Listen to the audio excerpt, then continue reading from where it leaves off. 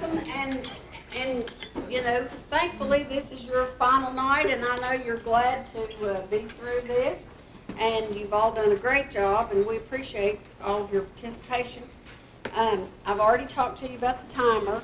The only other little piece of housekeeping is just to remind you what the order is, which is Dan, Kitsy, Hunter, the Ramseys, who aren't here right now, so we'll just have to, hopefully they'll be here in time.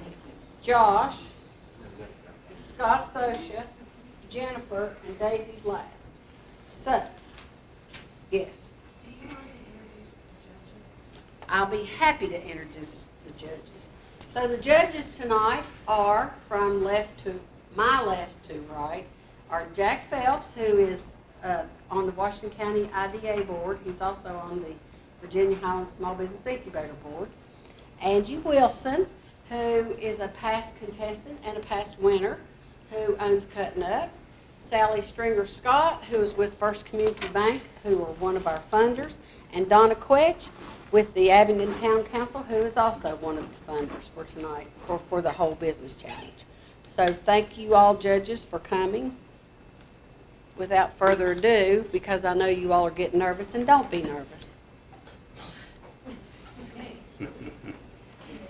Do what? Oh, so yeah, would everybody turn their phones off? Make sure your phone is on silent. Because that does really, when somebody's talking, it really does disrupt, it startles them. Okay. Can you see the bottom of the screen from where you guys are sitting? Up close there? I might move this poster.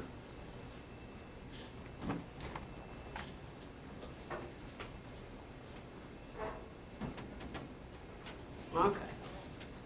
See if gravity doesn't stay. Good?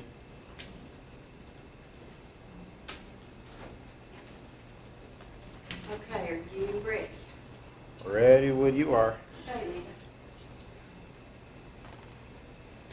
Welcome, my name is Dan Rice. I am opening River Feet Fly Fishing, which will be a full-service guided fishing and camping operation here in Abingdon. The Recreational Boating and Fishing Foundation describes fly fishing as a natural stress relief because anglers are surrounded by nature, unplugged from technology, and distanced from the so-called real world. American Sport Fishing Foundation in 2019 found that Americans spent $51 million on fishing, with an additional $129 billion on economic outputs. That was things like lodging, travel, meals, and shopping. Brief intro to my background so you understand why I'm the person who opened this business.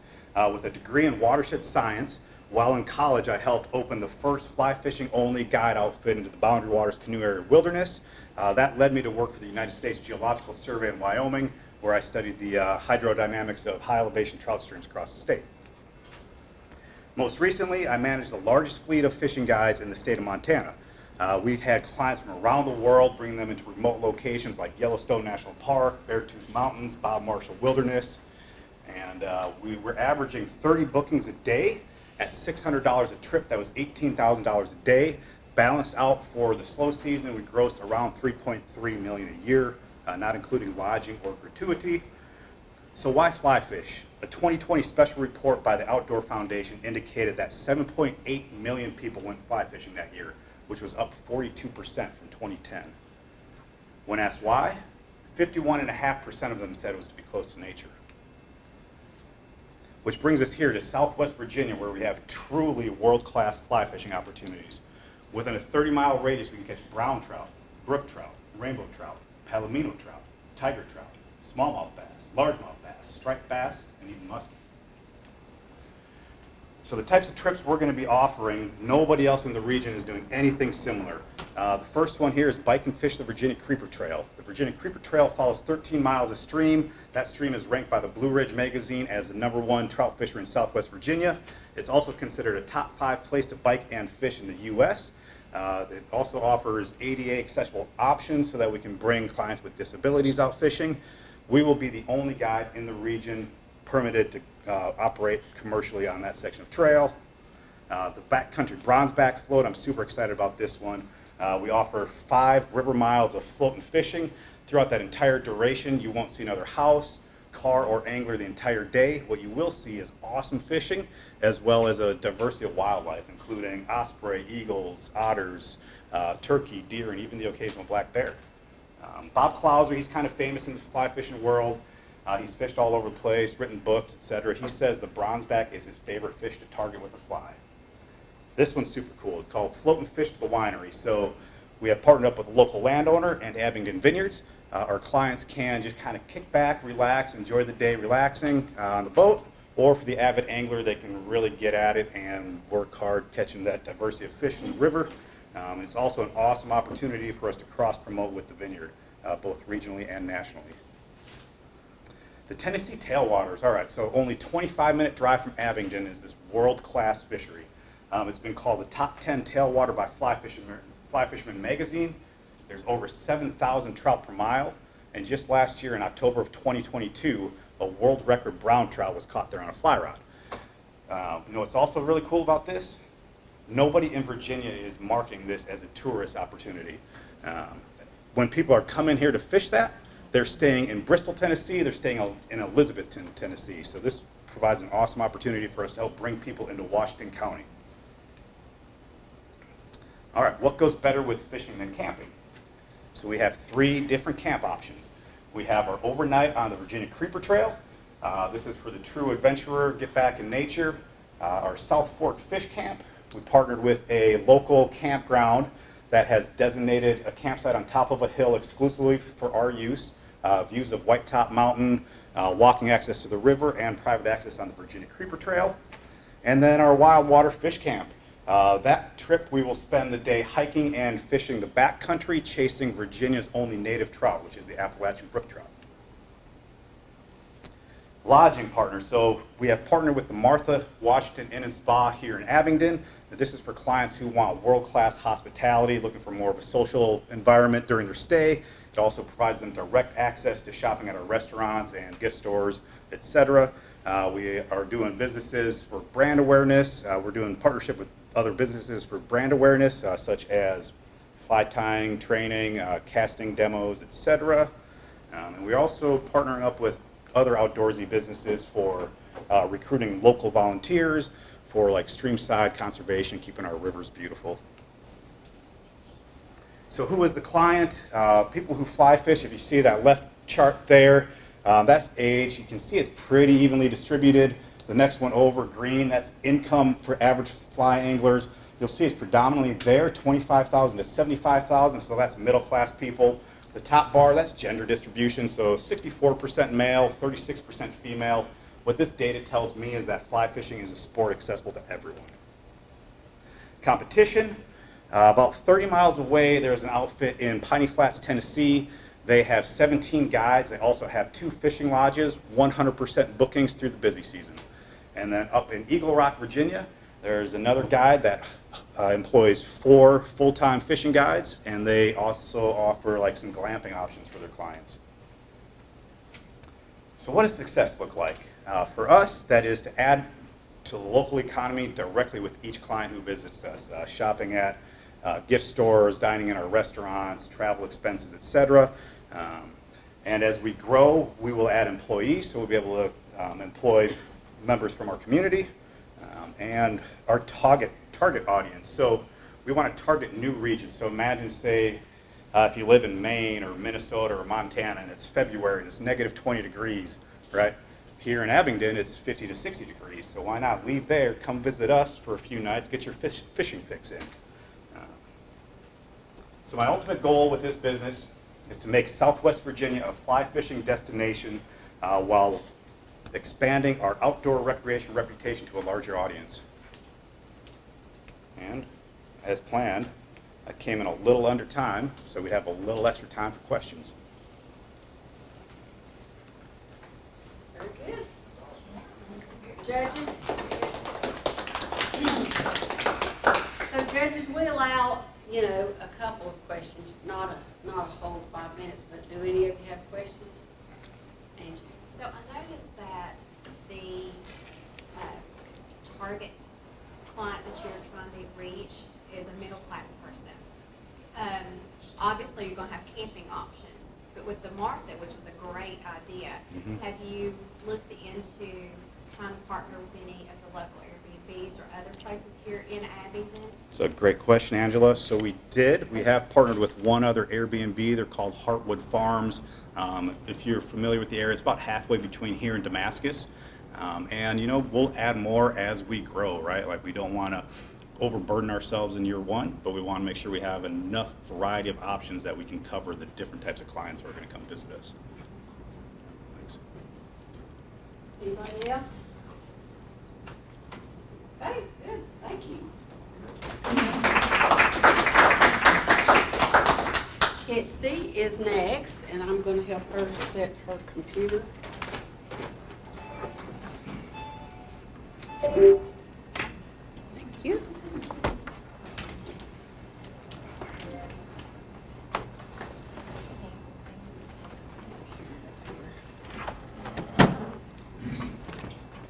I like the new haircut, by the way.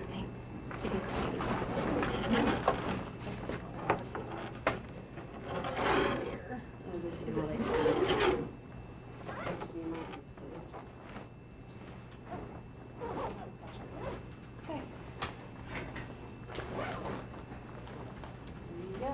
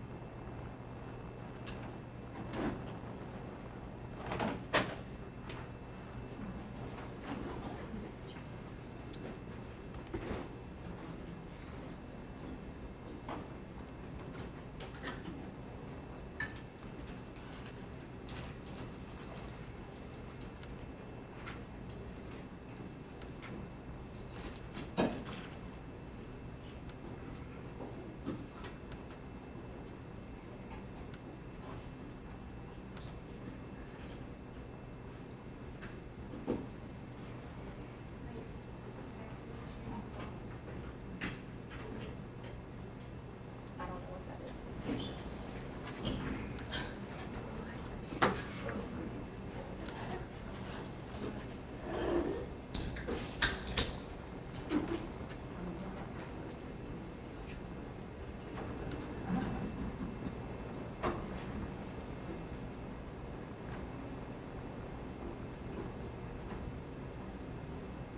Does anybody know how to get that side panel off? Because I don't know what that. Oh, never mind. That's just on my side. Okay, I'm ready whenever. All right, guys. I'm Kitsy, and I'm here to talk about my business, Love and Light Specialty Boutique. I just put that up there for funsies. That was our latest window display at Valentine's. A quick table of contents, which you'll see as we go through. A little bit about us and a little quick tour of the inside of our location. We are a Christian-owned and operated business, and we don't shy away from that like some Christian businesses do. That's important to us.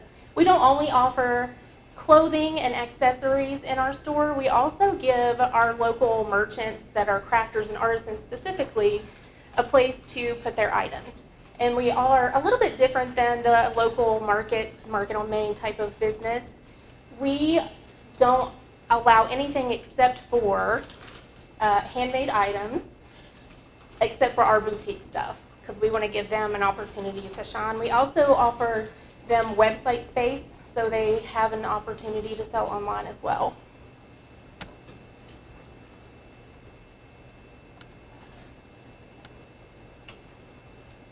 A little bit about our history. In 2017, I started in this little bitty shed in the backyard. And we originally were Love and Light Boutique. And for a couple of reasons, we changed our name in 2019 to Love and Light Specialty Boutique.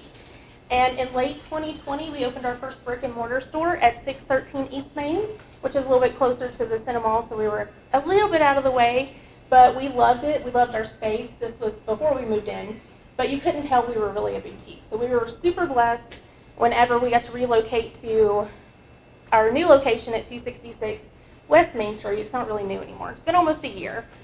And there we are at our ribbon cutting. And this is right before we started, we actually opened, so.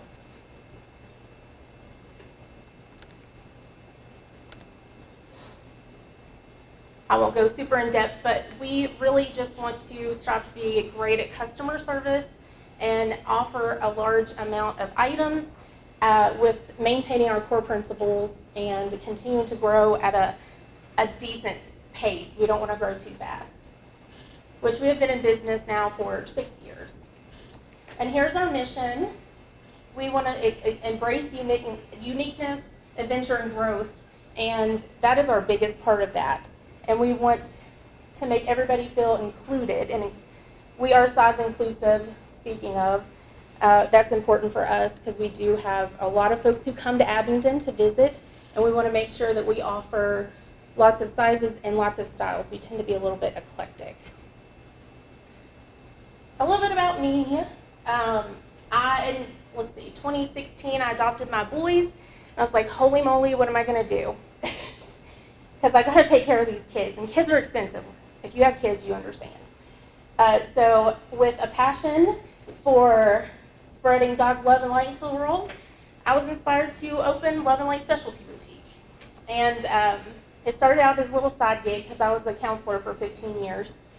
And if you know anything about community mental health, you don't get paid anything. You barely make it. So we decided, let's open a business. And that's what we did. And on the way, we started this journey of me spreading my own love into the world by making people feel good. So a few things that we offer: unique clothing and accessories. And I say that because we don't want to be like every other store on Main Street. We want to offer something different. And I think we do pretty good at that. Most people say, oh, I've never seen this, or we love that. And then we also can do that by offering the handmade items that we do. Like, this is one of our vendors who makes handmade sewn items. This is a car trash bag, and it's so simple, but people love them. And they make mug rugs, which I'd never heard of before, but they're great for a snack and a drink. So those are great, and there's more. We'll show you some more in just a minute. We also offer in-house made and custom items, and we actually have expanded quite a bit on that. That's really our bread and butter anymore. So we actually just got a huge order to make t-shirts, and we are hoping to expand on that this year. We do screen prints and in-house made sublimation prints, and we make all kinds of items, and I'll show those to you in just a minute too. We, obviously with our vendors, we offer lots of handmade items. We also just started offering drop shipping from a warehouse out of California. So this is great for us. We have literally no money in it, so everything that sells is just pure profit.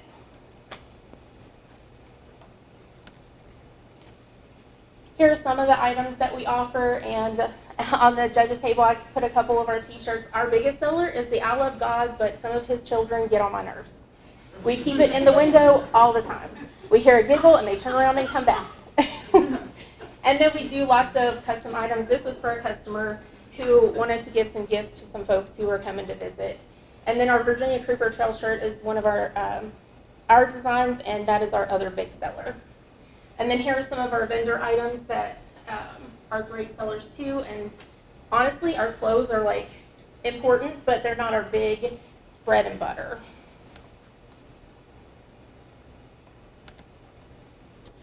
So I do want to go over this really quick because I think it's important to look at this and know our strengths and weaknesses. Obviously, our strengths are customer service and having lots of variety of items to show to folks. And another one is community involvement. We love being able to participate in things like the Halloween, the downtown trick or treat, And hopefully this year we'll get to do the Christmas parade. Our weakness is our social media presence and our online sales. That is because we moved. We are so glad we moved, but we were mostly online before we moved downtown. So it's been hard to balance our in-person and our online presence where that was our strength before. And also staffing is an issue for us. So this year we're hoping to grow through other merchant locations. That's us setting up in other like mercantiles and things like that. We've had folks reach out to us. Revamping our subscription box. We actually offer subscription boxes with clothing items, accessories, and those are big. People love those. Kind of like a makeup subscription you might get in the mail. We also want to do some tech updates with our social media, and we're working on doing an app through Vajero. I don't know if you guys have ever heard of those. We are also in the process of rebranding. Since we are going to be doing those tech updates, we're trying to rebrand. And we're hoping to expand on our custom items that we offer. The threats that we actually have is there's obviously been an economic downturn. So we have folks, increase in minimum wage and staffing issues, of course. Here's some of our items that folks have shared that they've gotten from us. We do have 5-star rating on Google and other things. Am I over my time? I'm sorry. You're over. Our little clock is not working, so Oh, no. that's our fault. Judges, do you have any questions? Okay. Any questions? Thank you. Thanks, guys.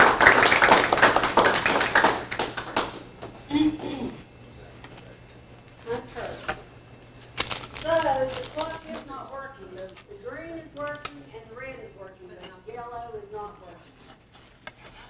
So you can watch the green, but you're not going to get a 1-minute warning. So let's ask this question. Do you want Nita at 1 minute to raise this? Yeah, that'd be fine. Okay. All right.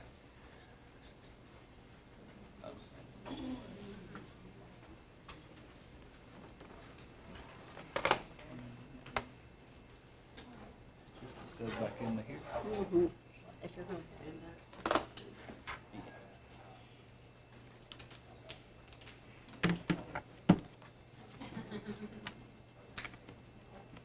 You got an HDMI cable there.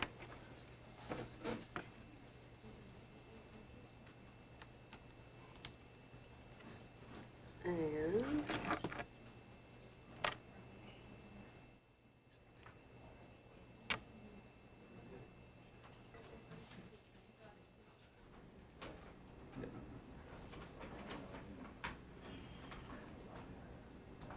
flash drive.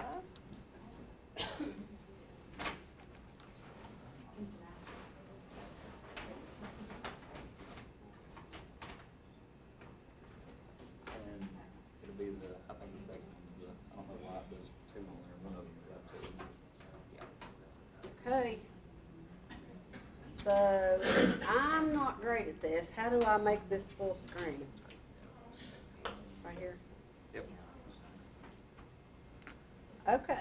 That's it. Nita, we're ready? All right, ready? I just want to start by saying I appreciate the opportunity to be here to compete in this. My name's Hunter Gregory, and I'm here to pitch 202 Depot Bike and Shuttle. And what we are a e-bike and mountain bike rental service that also provides a shuttle service to and from the trailhead of the Salt Trail in Glade Spring. And we are to provide a historical and eco-friendly experience for all ages. Our location, we are located in town square of Glade Spring in a historical building. And as you see in the picture there, where it's highlighted, that's the building we're in. And we have the projected new trailhead that is coming right to our front door. And we are working with the town of Glade Spring and the town of Saltville to promote the Salt Trail. And the Salt Trail, it's a rail trail. It's 8 miles long. It spans from Glade Spring to Saltville. not a lot of people know about it right now. It's still, growing. There's still some things that, the town of Glade and the town of Saltville are coming together to establish to make this a really, really good trail. And we are located less than 1 mile from Interstate 81. We are currently going to start with 4 e-bikes and 10 mountain bikes. And by the end of our first season, of our warm season, we'll be up to 10 e-bikes. Within 2 years, we plan to open a second location in Saltville to service the other end of the trail to come back towards Glade. And our ultimate objective is to create what I call a trail trifecta, which then includes the Salt Trail, the Mendota Trail, and the Creeper Trail, all in Washington County. And our marketing strategy, we are developing a website that is easy to use and mobile friendly to make booking rentals and reservations efficient and easy. And we are going to partner with relevant companies that benefit our business. When we get the trifecta of the trails, that we could offer a package deal to be able to come and spend a weekend in Southwest Virginia and do all 3 experiences in Washington County. And we're going to use social media such as Facebook, Instagram, and Twitter, which would also act with our website. With our pricing, we're going to offer a half-day rental, a whole-day rental, and then the shuttle prices will depend on whether you rent a bike from us or bring your own.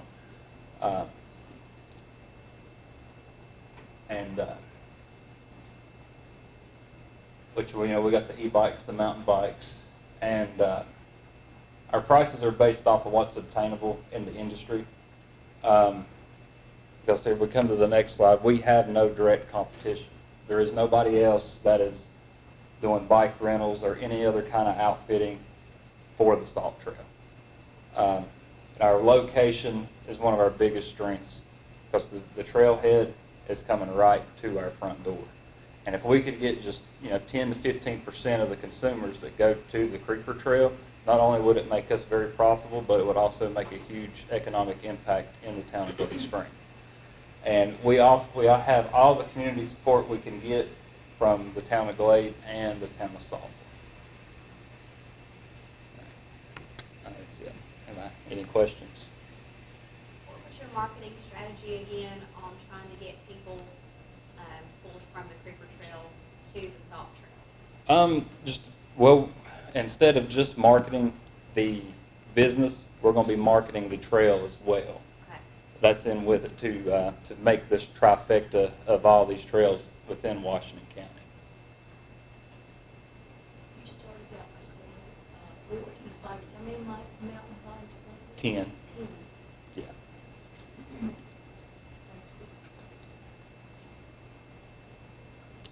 Any more questions? All right. Thank you. I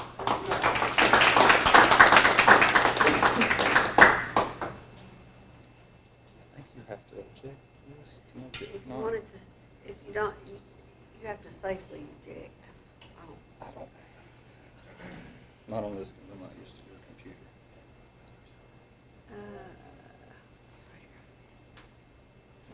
There it is.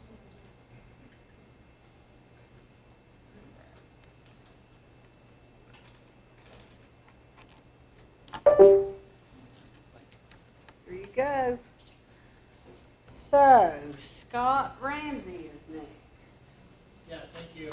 So, unfortunately, but to the probably benefit of my contestants here, we would like to withdraw our application. We received, last night did not go the way we were anticipating it to go. The county has decided that our business model is not something they want in their backyard, their words, not mine. So, unfortunately, we have to take our entire business plan, throw it in the trash can, and circle wagons and pivot and figure out a new plan. So, I did want to show up tonight to support all of you guys, but yeah, unfortunately, it's kind of one of those things that you got kicked in the teeth, and now we got to figure out a new plan. We're sorry. Hopefully, you can circle the wagons back around and be in the business y'all in the We'll next try year. again next year, yes, thank you. Josh is next.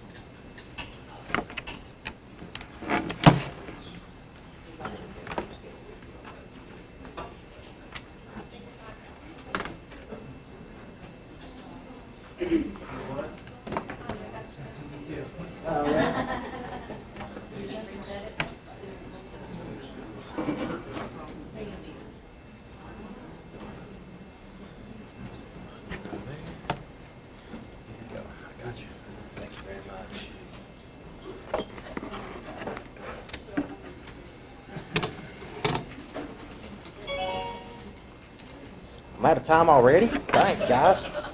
Man, I'm telling you. That 8 minutes went real fast.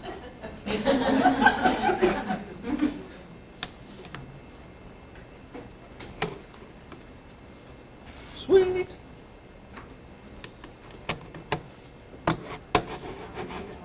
Oh no. I'm still on a mouse pad.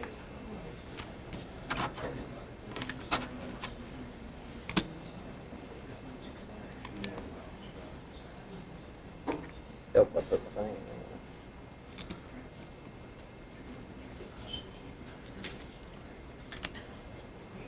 there.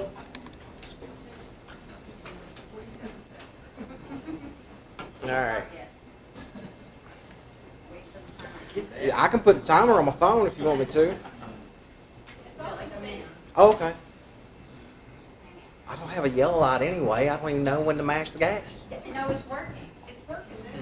Oh, well, I can't use it because some people didn't get the benefit of the yellow light. Oh, okay. You're done. Sweet. Good job, yeah. 20 seconds.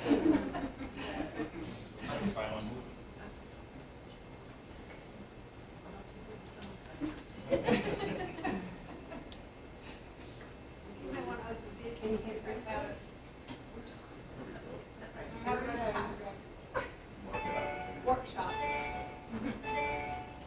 That's the way it was supposed to work all night, but, you know, we're better. All right, you ready? You ready? All right, guys. My name is Josh Ketchern. I'm here today to talk to you about my business, Ketchern Insurance Agency. You know, the truth is, when most people think about insurance, they look like this guy. Right?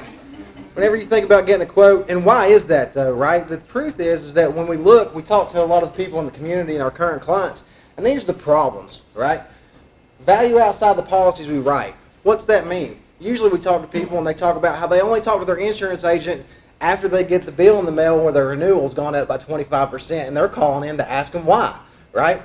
We want to make that process better. So that's part of the client experience as well. Lack of technology. Think about trying to get an auto quote. You got to get your VIN numbers. You've got to get all the stuff that you don't even know. If you know it, you're doing better than me. Because if you have your VIN numbers memorized, if you have your liability limits memorized, if you have all that stuff memorized, you're doing awesome. But you got to get all that information, right? So it's just a pain.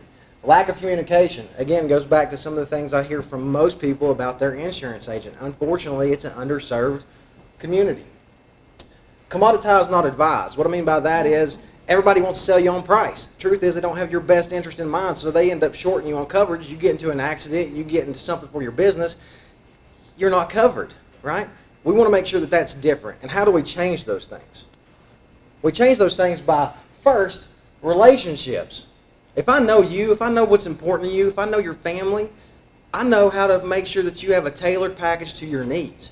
That way if something happens, when I go to bed at night, I know that you're covered and you're not going to have an issue. Educate and implement. This goes a long way for my commercial clients. For instance, most people don't know in a workers' comp policy, you can actually reduce a workers' comp claim by 70% by just having a return to work program and working with their doctor.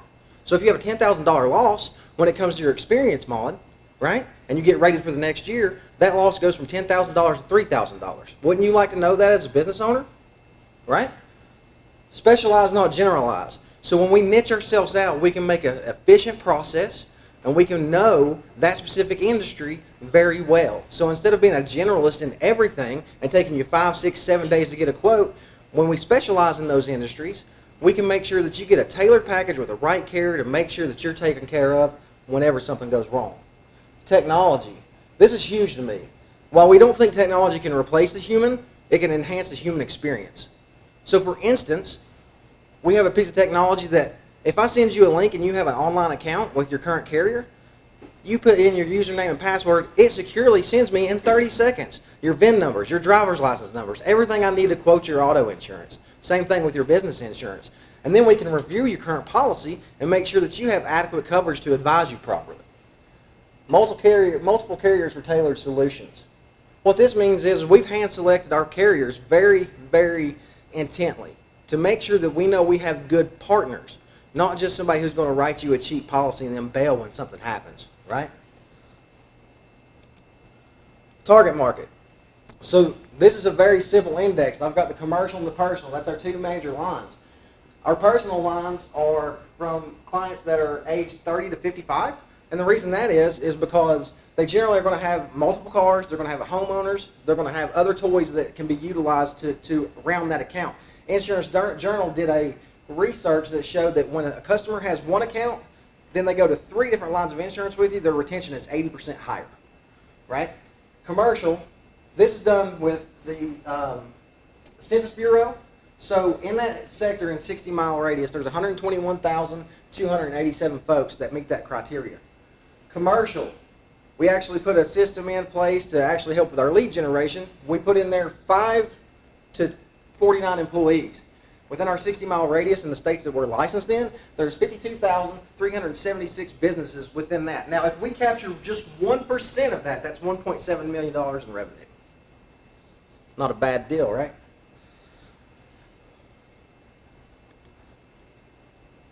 Competitive landscape. 3 major competitors are captive agencies, independent agencies, and direct. Direct, I mean, if you call Geico, if you call Progressive, you cut the agent out, they're going to actually do this. They're going to quote you with the lowest coverage available to beat the price you currently told them you have. Because they don't care about you. They care about getting the money on the books. So when something happens to you, they don't care. They hope you go with state minimum limits. That way they don't have to pay out as much. Independent agencies. While there's some great independent agencies out there, they're usually slow adopt new innovative technologies to make your life a little easier. And where we specialize and we don't generalize, we have a competitive advantage on them. But we do also refer a lot of different sectors of business out to those other specialists in the industry to make sure that we have a good relationship. If you come to me and I don't know your field very well, I'm more than likely to send you to another professional that specializes in your industry. Captive agencies. While there are great captive agencies out there, their carrier selection is none. If you don't meet their criteria, then they have no option, right? And then broader appetite. So generally like your State Farms, those types of entities, they're not going to write roofers, they're not going to write tree cutting services, things like that they have no appetite for, which allows us to come in and get those high profitability accounts, but place them with, you know, any carrier that we have that fits that mold. We are going to seek $50,000 for funding. I've actually utilized $12,000 of that will be used for our first office location. Right now I'm a digital agency based out of my home. Another $30,000 will be utilized to hire another account manager and another producer. We're doing that to be able to scale the business very efficiently and more quickly. Sales channel, like I said, right now I'm a digital agency. We'll be looking at an office location within the next 6 months. And then, again, add a producer to allow for a little more scaling. Marketing activities. So social media, referral programs, join both chambers of commerce in the Washington County and the Bristol chambers. And then also join Home Builders Association. Myself, I'm a specialist in contractors. So I think that's a very good place to start. The reason that we just said call business is because, again, that system allows us to do create call lists, because in my business, if you're waiting on the client to call you, then you're dead. You're already dead. You have to go out and you have to find business. You have to make relationships. You have to be able to go out there and actively seek out business, not wait on it. Here's some just brief financial projections. 2023, looking at 79 in revenue, 17K. So my small little salaries already taken out of that. That's all profit. 35K in 24, and then 101 in 25. Milestones, same thing. June 1st, new location, add CSR and a producer. And then that's pretty much it. Does anybody have any questions? What states are you licensed? Right now I'm licensed in Tennessee, Virginia, and soon to be North Carolina. So that's why we use the hour or 60-mile radius for our search for our target markets, which is actually pretty unique. And I know I've talked to some of you guys about this, but if you don't know about that system, that's actually done free of charge. You can get that at the library. So it's very simple. But any other questions? No? Good? All right, cool. Thank y'all for having me.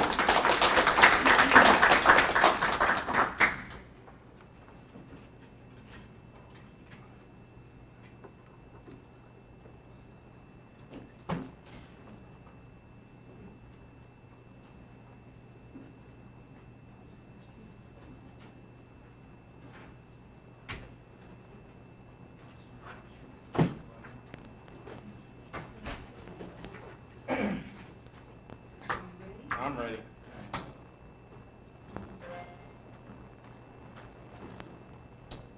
All you need, this is Scott. How may I help you? Scott, we have some light bulbs and some other things that we are not able to change. You have time to come over today and do some work for us? Sure, I could take a look at it. Do you know what's going on with the light fixture?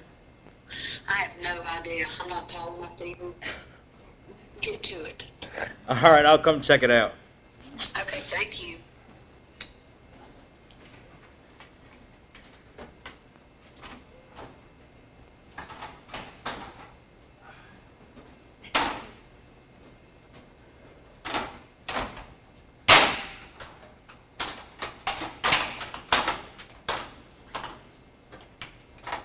Is this the light? That's it.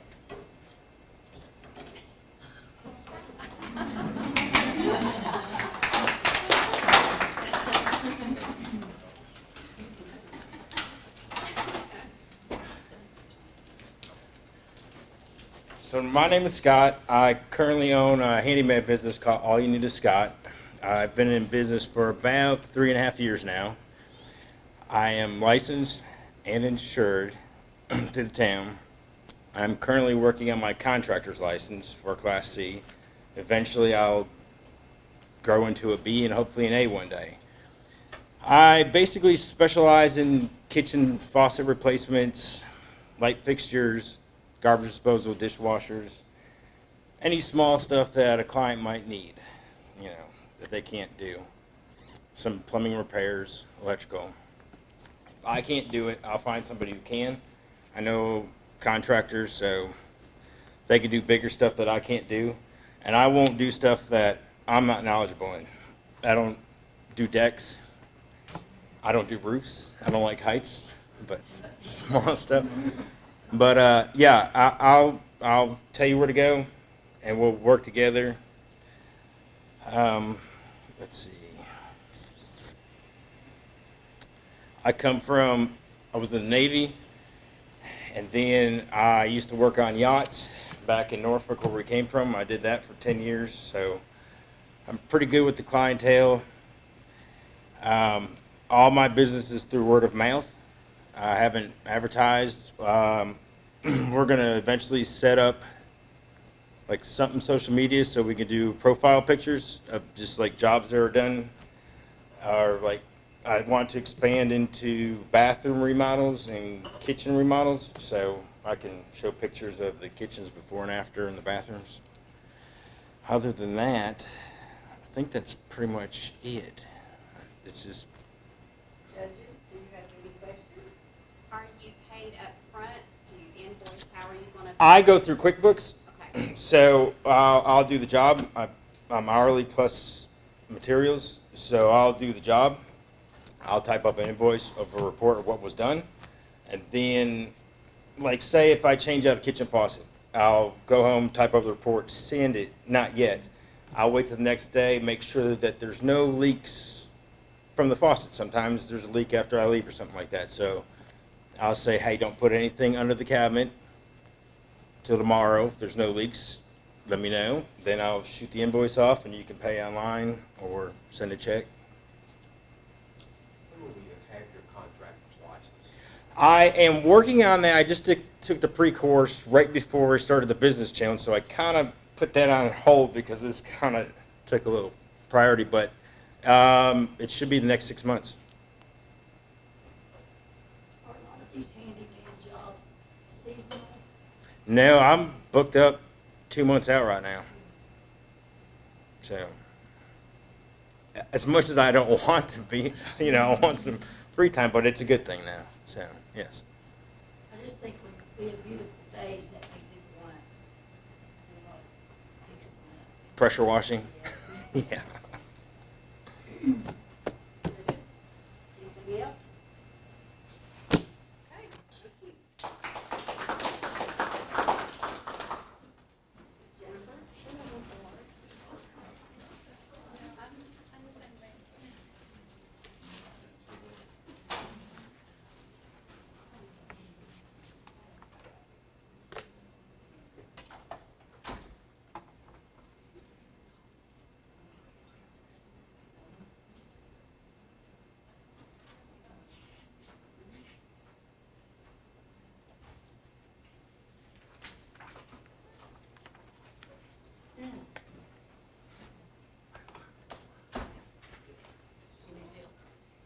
How did I get it from you to there?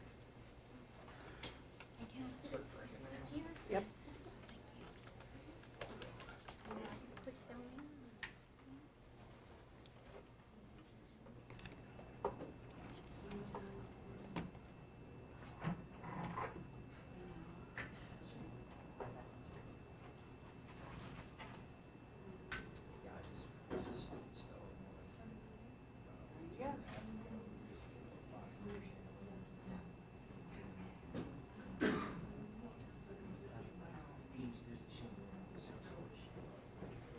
Jennifer, we're having some technical difficulties. Okay. So Tanya's gonna just start her stopwatch on the. Okay, yeah, yeah, yeah. The yellow Okay, paper at 1.5 minutes. okay, that sounds good. Okay, are we ready? Okay. Yes or no? And I am nervous, so I apologize. And please excuse my weird sense of humor. I'm not sure how we started. Yeah, okay. My name is Jennifer Lowe, and I'm going to be presenting my business plan for Bluestone Hearing and Tinnitus Care. Sound, the primordial soup for all basic communication. Think for just a minute about a sound that moves you. Is it your daughter's giggle, the rain, the cicadas after a long summer's day? Think what life would be like without sound. Now imagine that you're in a restaurant with family and friends and you're only hearing every other word. How frustrating, how confusing that would be. Did Mary say that John got accepted to Virginia Tech or rejected from Virginia Tech? Most people with hearing loss will not tell you that they didn't understand. Oops. The problem. 1 in 8 people in the United States aged 12 and older have hearing loss. That's 30 million people, but only 30% ever seek help. The number one reason they cite for that is cost. Prescription hearing aids on average cost between $2,000 and $4,000 per aid.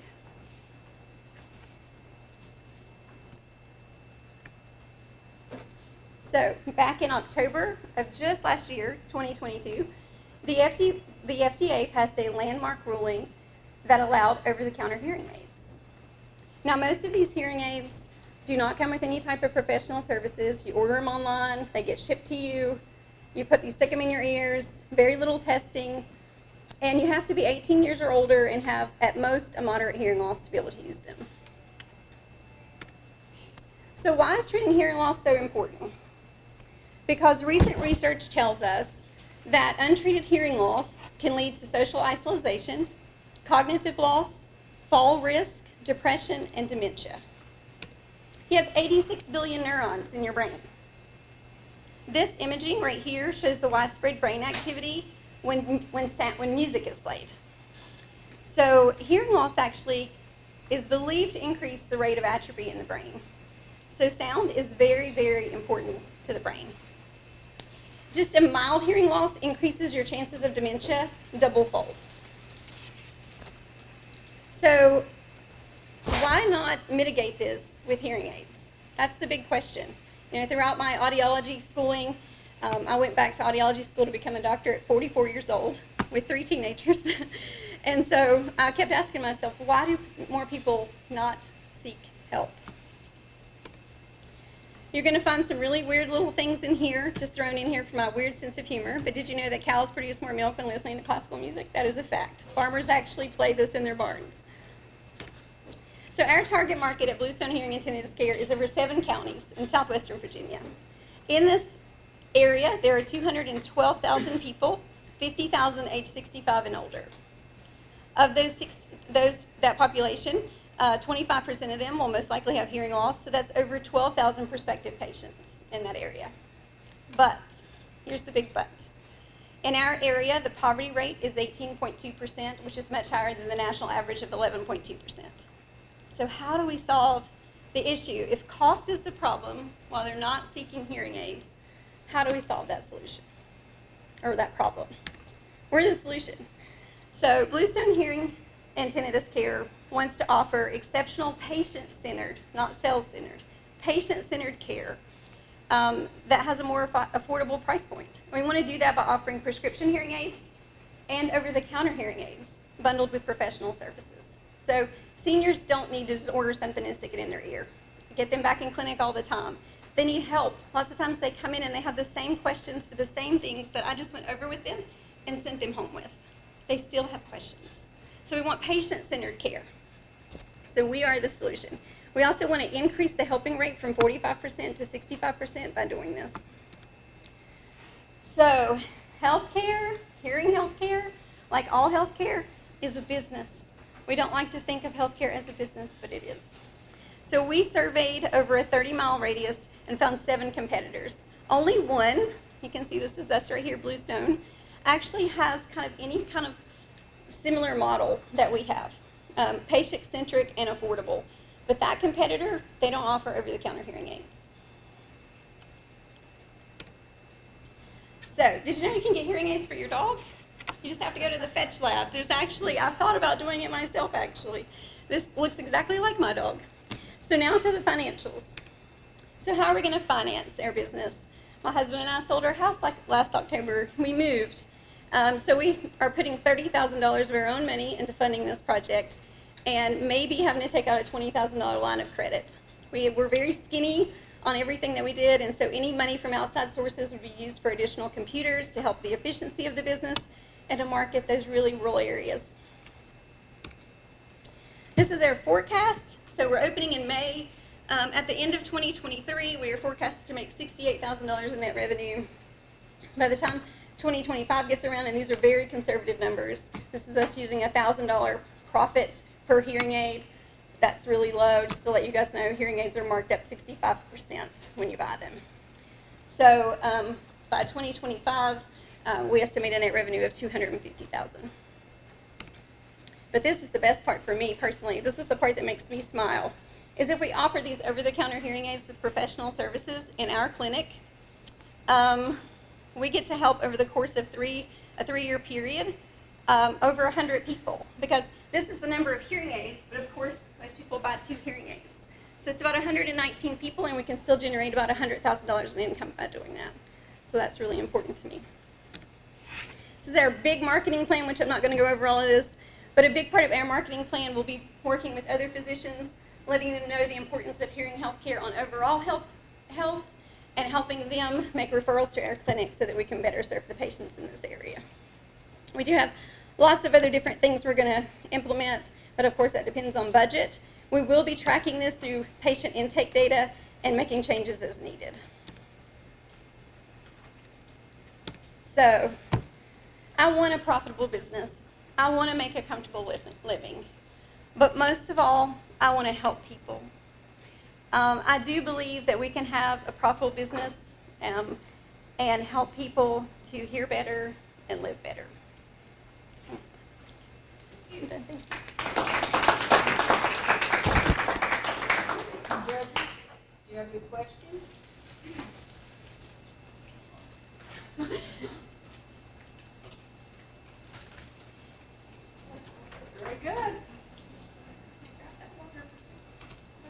be the one to spill it on your computer.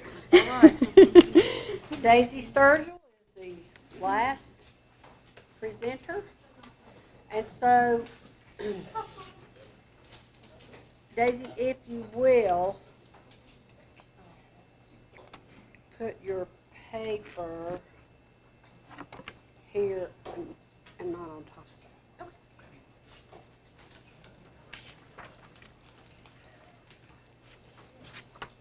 Okay. Tell Tommy when you're ready. All right. You want to I'm gonna get my timer set up too.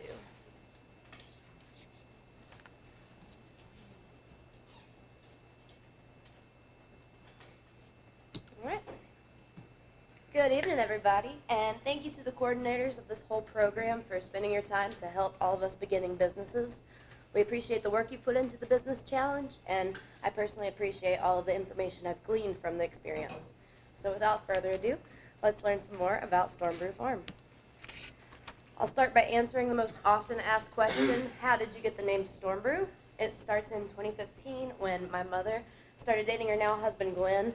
As a hobby, they started learning to brew beer, okay? So every time they'd brew, they'd have these thunderous, just crazy storms all around the house. So they started calling their beer Storm Brew beer. So when they married and purchased a hobby farm in Atkins, Virginia, they got a sign for Christmas from the family, and it said Storm Brew Farm. After a short stint in Maine, I came home. I was working on a farm up there. I came home and wanted to start my own farm. And I loved the name. I loved the possible branding with the lightning bolts. So we went with Storm Brew Farm. So I'll tell you a little bit about us. My mom, Jenny, and I are 50-50 in the farm. She's over there.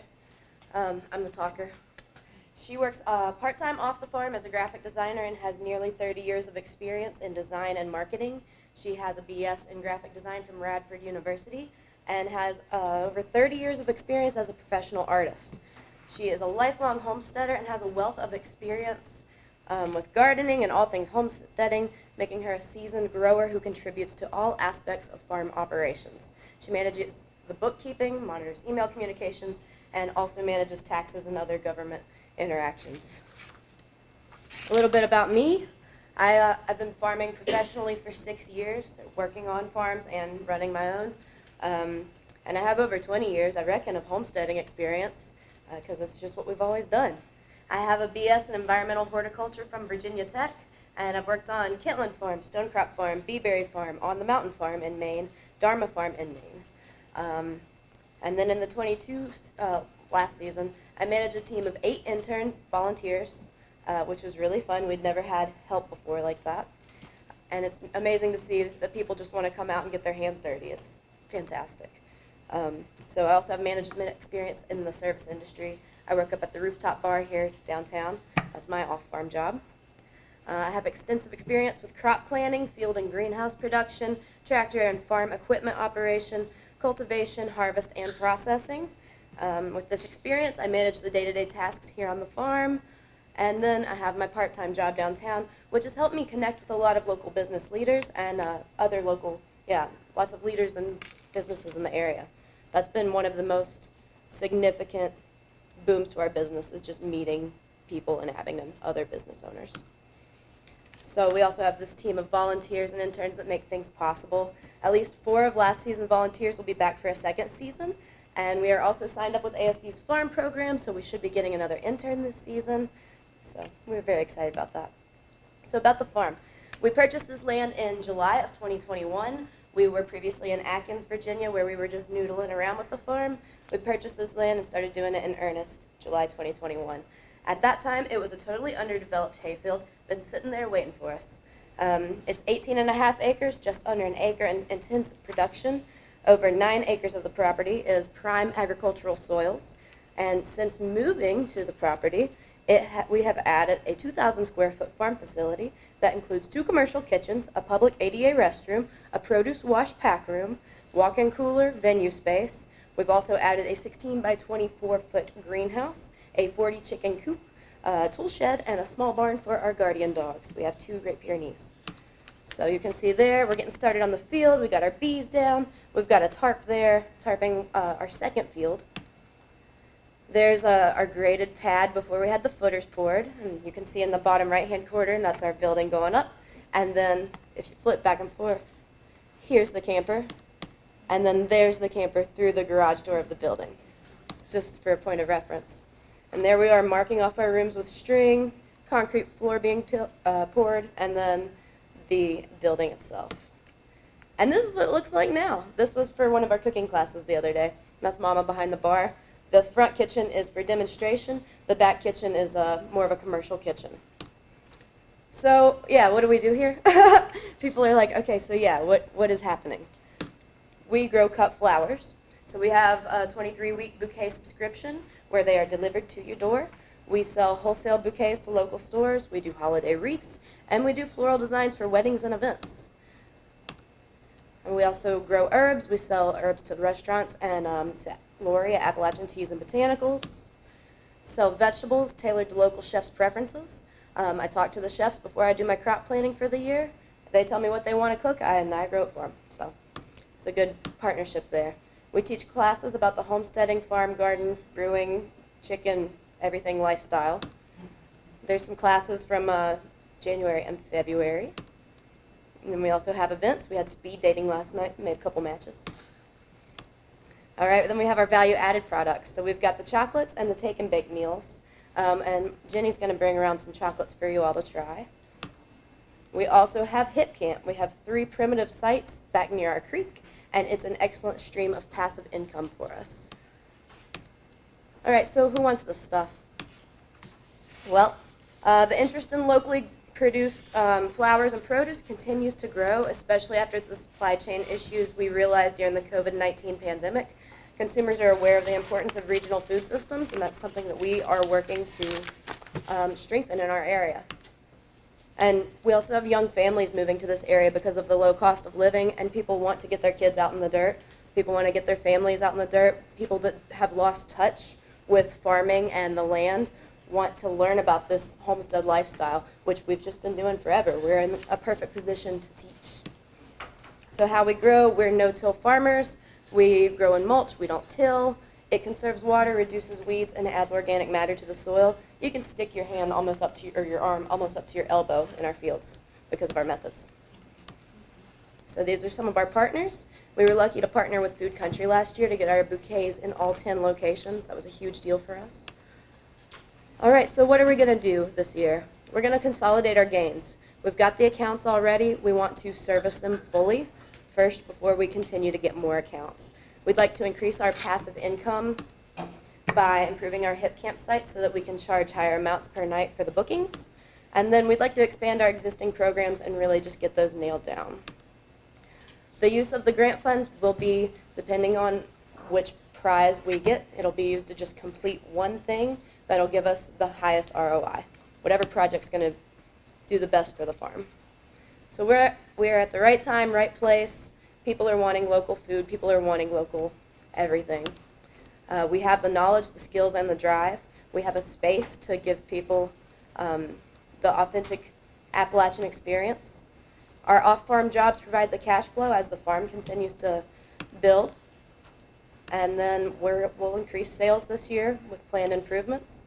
And again, the grant funds will be used to just complete whatever we can to improve the farm. All right. Thank you all very much. Judges, do you have any questions?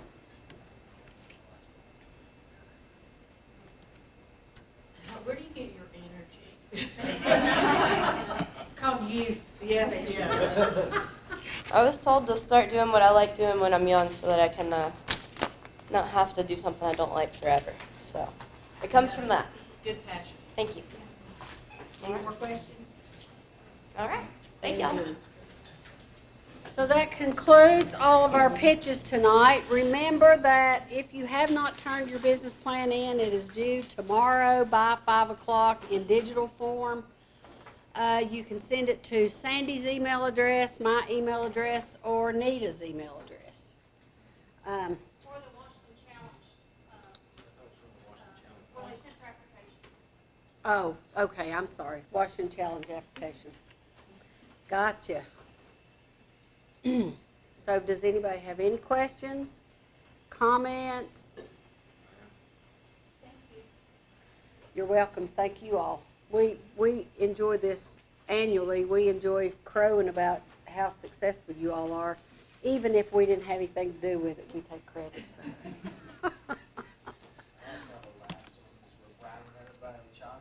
I'll take that.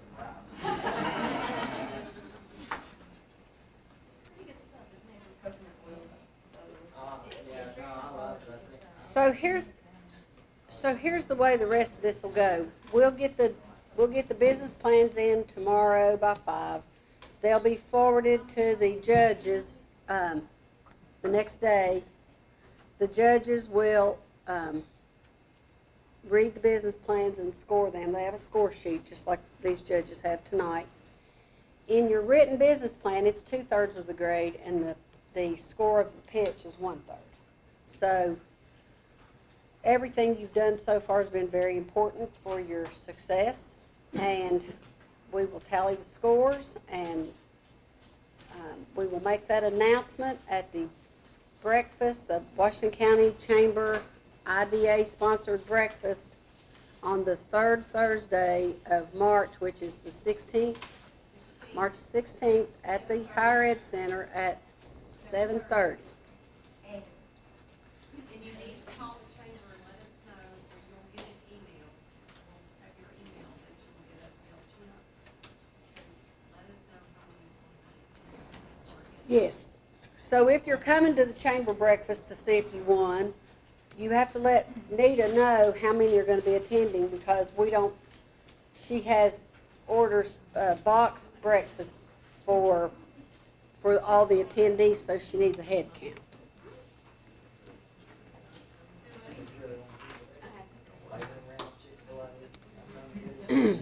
So what we'd like to do before March 16th at 7:30 at the Higher Education Center. So what we would like to do is get a group picture. Sandy, where do you want that?